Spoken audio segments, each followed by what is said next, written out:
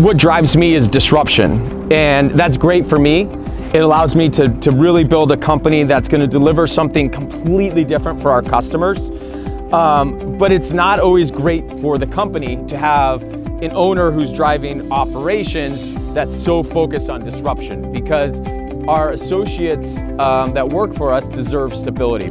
So that's why, when we're looking for, or when we bring on a CEO, or we brought on our CEO, Joshua Woodworth, his focus is on operations. He's an executor.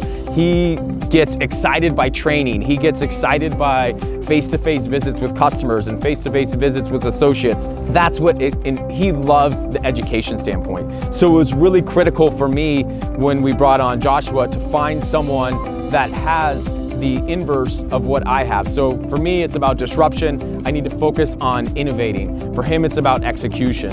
Him is about delivering quality for our customers. So the marriage of us is just perfect, because he can be that face-to-face driver of operations, and then I can work with him behind the scenes on building the values in the company that is something completely different in the industry.